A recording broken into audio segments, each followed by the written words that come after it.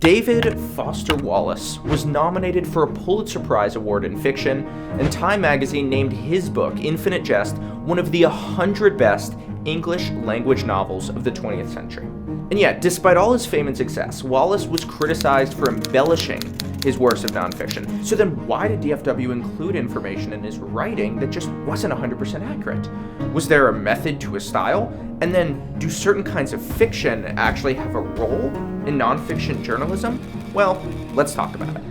Out of all the criticisms that David Foster Wallace has received, the embellishments that he used as a journalist, they're the most interesting to me. And these criticisms became even louder after he died, when his friend Jonathan Franzen spoke about the way that he embellished some of his pieces. But here's where the puzzle gets interesting. It wasn't as if DFW himself denied it.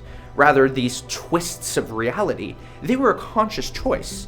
And he also defended what he did.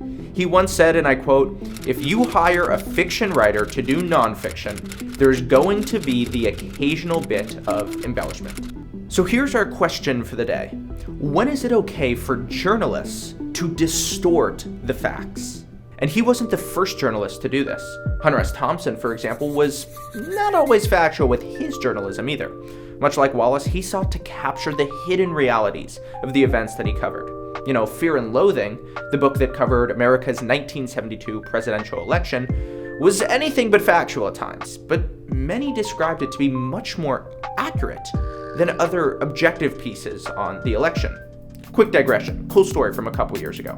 When I was interviewing an executive assistant who used to work for Hunter S. Thompson. So I was talking to her and I was asking her about what resonated about that book, Fear and Loathing. And she stopped, she paused, and she said, "Of everything written about that election, Thompson's writing was the least factual, but the most accurate."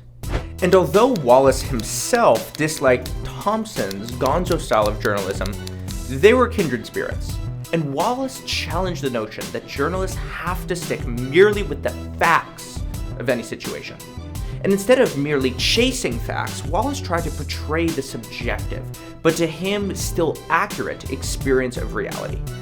But what inspired him to do that in the first place? Well, we'll get to that. But first, I want to paint the scene of American culture during Wallace's time. I think that to understand David Foster Wallace, you gotta understand his obsession with television. And he watched it all the time, even as a kid. Growing up, DFW's parents worried about him because he watched so much TV, and his addiction was still pervasive throughout his adult years. Well, particularly if you have a remote control, see, when that happens, you go to a different channel. And if you don't like that channel, you go to a different channel. And one of the reasons I can't own a TV is I've started having this thing where I've become convinced there's something really good on another channel and that I'm missing it. And so instead of watching, I'm scanning anxiously back and forth for this thing that I think I want that I don't even know what it is. And as a writer, he saw how television made reading boring by comparison. Reading requires sitting alone by yourself in a quiet room, and I have friends, intelligent friends, who don't like to read because it's not just bored, there's an almost dread that comes up, I think. With the rise of TV, some writers feared that their craft would now become obsolete. Why? Because writing couldn't compete with how easily television could capture reality and make people see what was going on. Here's two novelists, Franzen and Lehner, talking about that. For the sake of discussion, a young audience raised on television is used to receiving its entertainment in these kinetic bursts. And it's tough to sway people like that to a book, to reading a book. And now, if I sit down to write about, I basically won't write about a precinct house because I see so many of them on TV. They do such a slick job. I'm completely captivated by that. And so that's in my head whether I want it to be in my head or not. And so Wallace decided to write in a style that was more like literary journalism. He thought that it was better suited to investigating and capturing reality through interpretation instead of direct representation. It's a choice most likely influenced by some of his postmodern idols. He thought that convincing people to read over watching television was no easy task, and so his writing reflected that challenge. I think a lot commercial entertainment, its efficiency, its sheer ability to deliver pleasure in large doses changes people's relationship to art and entertainment. It changes what an audience is looking for. I would argue it changes us in deeper ways than that. But Wallace saw the emerging popularity of a specific type of TV show, ironic and self-deprecating ones. He saw how people enjoyed pointing out the stupidity and the triviality of television while watching TV. To him, this was a symptom of postmodern decay in the culture. Wallace said that the problem with irony is that it has no redemptive qualities in and out of itself.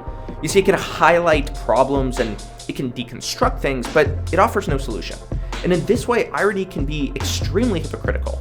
It can be used as an entertaining way to protest, but it doesn't have concern for change, which is why he said, and I quote, that irony is the song of a bird that has come to love its cage. And with irony in the driver's seat of both television and American culture, people grew ever more resentful and cynical about the world around them, but all without getting off the sofa. And so Wallace said that it was time for a drastic change in cultural attitudes, one that concerned itself with finding a solution to problems, and then reclaimed the painful sincerity of being human. Wallace thought that the solution was meaningfulness, which he said was best achieved through challenging but engaging activities. He thought that without time for quiet reflection and challenging material, that people would be doomed to a hedonistic life where they try to cover up their pain with empty consumerism. And I think this is why DFW resonated with people so much. He knew that he could create challenging material, which encouraged deep thinking and the exploration of both complex ideas and emotions, but while still engaging his audience in a fun way, in a way that made them laugh and see new things about reality that they hadn't seen before. The way I am as a writer comes very much out of what I sort of want as a reader. And what sort of got me off, when I was reading. And a lot of it has to do with, good Lord, I'm really stretching myself. I'm really having to think and process and feel in ways I don't normally feel. But on the engagement side, Wallace knew that TV had him and other writers beat.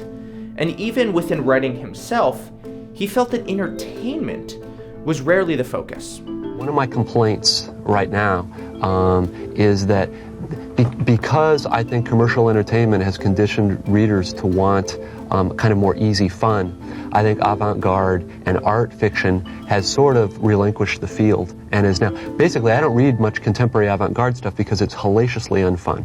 And in order to achieve his goals of meaningfulness, of writing in ways that were fun to the reader and challenging to the mind, he knew that reinvention was necessary.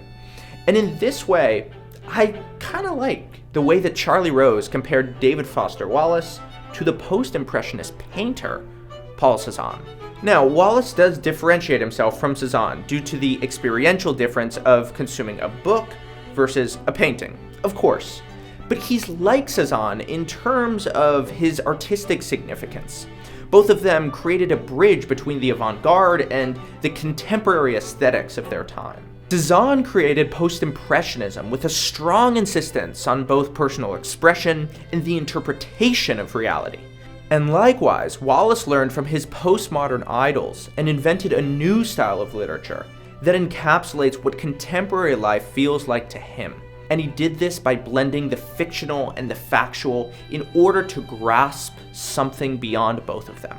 His journalism was driven by a similar philosophy that he brought to the novels that he wrote. And I think that he was showing us that in this modern world, where sometimes fact and fiction are rarely discernible, and in the face of an increasingly ironic and television-informed reality, we needed to sometimes bend truth to make our reflections on reality more accurate, even if it meant a few white lies.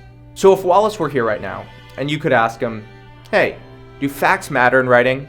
I think he'd say facts are a good place to start. They're okay. But truth is the purpose of writing. And if you're still hungry for lessons on writing, check out my video on how to find great writing ideas.